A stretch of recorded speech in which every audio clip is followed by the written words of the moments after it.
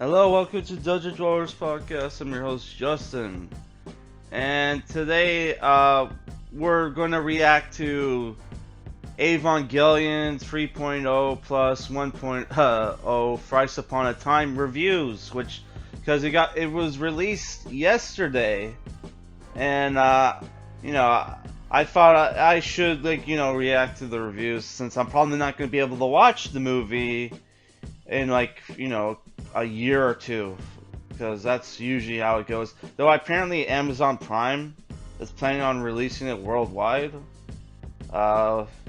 When that's happening, I don't know, and I really don't care.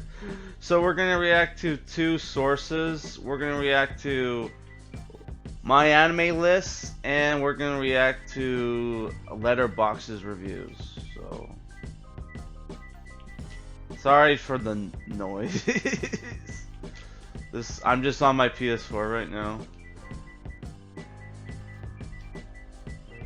I don't know. I just like doing this shit on my PS4.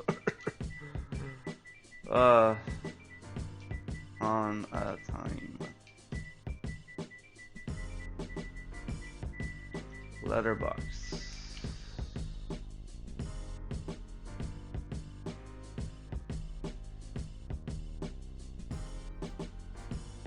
Where are the reviews? Where are the reviews?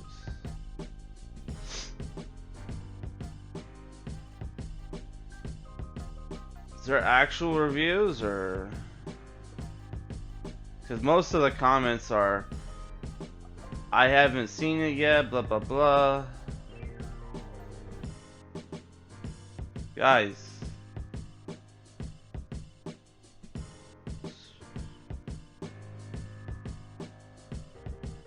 Where are the reviews? Yeah, I'm not seeing it. Yeah, Letterboxd doesn't have any reviews. MyAnimelist has 3 reviews. The top one is by Show XYI.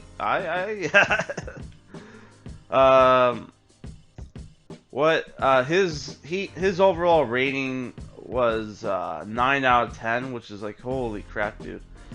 What's Evangelion to you? For me, it's both a touchstone and uncomprehending able vision created by Hideki Anno, double as enthralling as the mecha anime genre show. It is as distressing in the exploration of despair, making for a whole different level of an epic tale about angels and inner demons. Arguable as one of those shows that have numerous hidden messages in itself as the show has been going on, while some argue that it only plays up to definite fatuous philosophy of the world, whatever the case may be. Neon Genesis, Evangelion, holy fuck, dude. This is a long ass review. Whatever the case may be, Evangelion has established itself as one of the hot topics in the anime world for more than a decade now. It takes some time, but dude, it's been like 20 years. Do people not realize that Evangelion has been around for like 20 years now? Oh fuck, guys, like this show came out in the 90s. Like, well, it came out what, 95 or 94? So it's technically not 20 years old yet, but it feels like it. Decking now. It takes some time, but every once in a while, a movie is released to such a vast, prolonged, well-known admiration that the likes of Your Name did not watch it, Ghost in the Shell, Spirit Away, The Wind Rises. Haven't seen it, but plan on. Howl's Moving Castle. Ponyo, haven't seen it. Kimetsu no Yaiba Mugen Train. Why are you putting this guy? I don't know if I would trust this review, because like the list of anime movies he's listed, some of which are from the last like couple of years, and it's like, dude, like, are you joking? Like there are anime films in the last like decade that I would put over like some of like Your Name. I haven't seen it, but like Kimetsu no Yaiba Mugen Train. I watched some of that. It wasn't that great, dude. And the reason I didn't watch the whole thing was because, you know, it was like on BitChute and it was really shitty quality. Princess Mononoke, The Secret of Ariana. And like a lot of the anime films he just mentioned are all from the same studio, so it's like, dude, you don't have like a very broad, like, you know,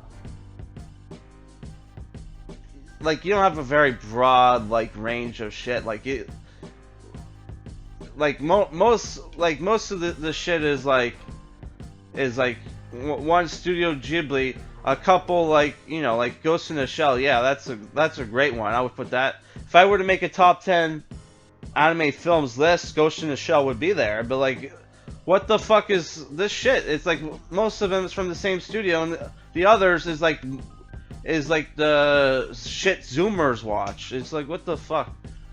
Are welcomed as an inspiration and adored by most, while some redefining features Evangelion 3.0 1.0 is no exclusion as a movie that perhaps is not as groundbreaking currently as the original series was at the time of release, that peaked at its utmost limits and will never be, but nevertheless it is awe-inspiring work that raises the bar even higher, and anime features that can send up to with the greats of the original releases. Neon Genesis Evangelion will always be broadly considered as one of the most monumentous animes that was created in the 1990s, if not all time. It will always be enormous, well known for its heroic efforts to turn the mecha genre upside down, its deep character improvements, and eccentric subplot created by acclaimed studio Gainax and written by both admired and sometimes hated writer Hideki Anno. Evangelion has always been called a magnum opus by most anime fans. Does it deserve the commendation? Yes. So he gave story out of 10, animation and out of 10. Why would you give the animation like a 10 when there's CGI? Are you retarded? Sound 9, characters 9, enjoyment 9, overall 9. And I'm not reading this because it's like a paragraph for each one, and the overall 9 is like, it's like 3 paragraphs. So fuck. So Larry is smart. We're gonna read his review, which he gave it a 9 as well.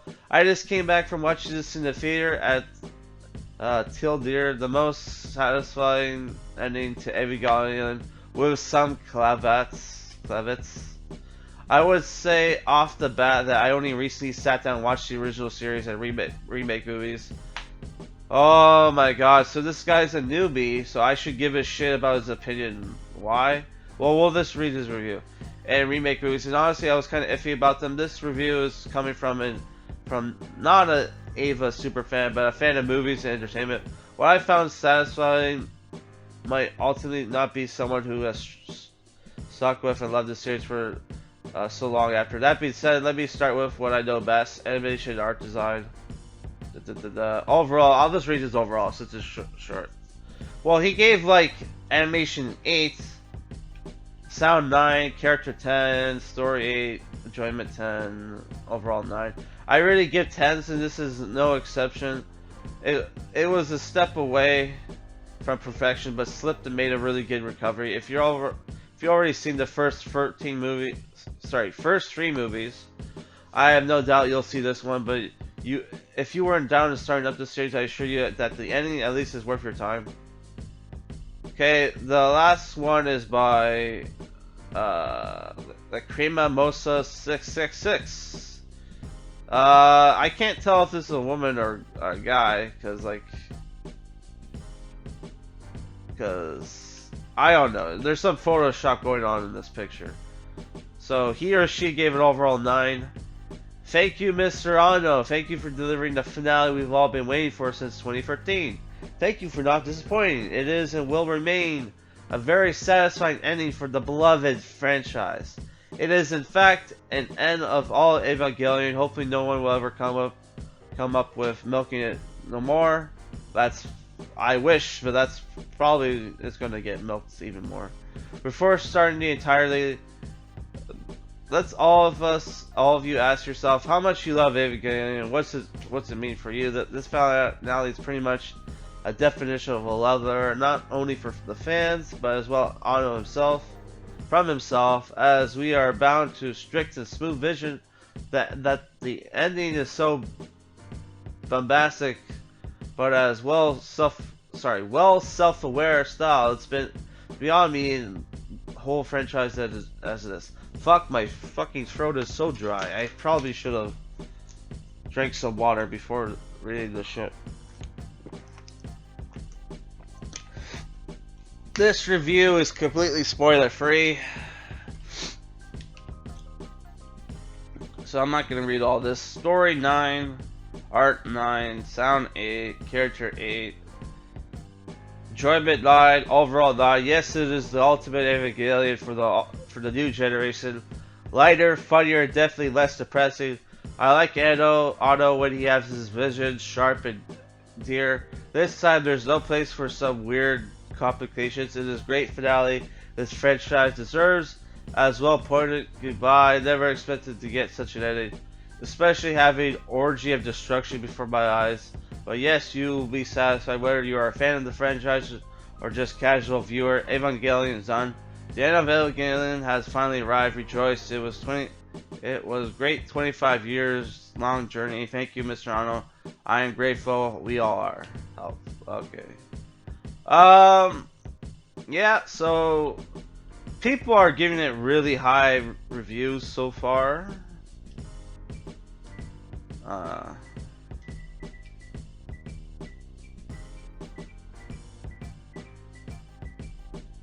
Let's see Rotten Tomatoes.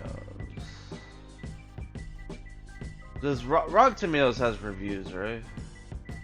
Or is it just the stupid, like, you know? So Rotten Tomatoes, oh fuck. It's not showing up. Here you, oh fuck. They don't have it there, I guess.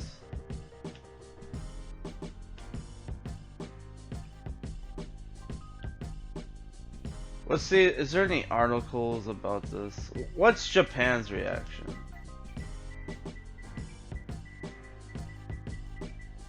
Japan's reaction.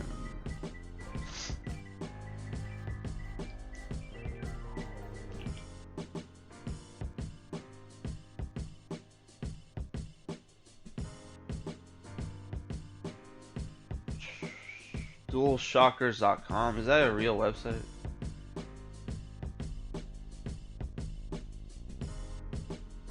Do log with Japan Times. Let's see. Well, we'll check out Japan Times.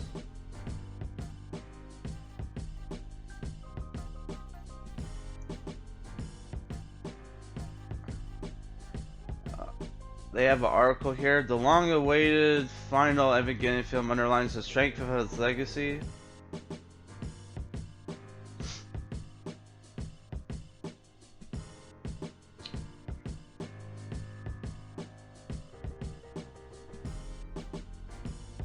Okay.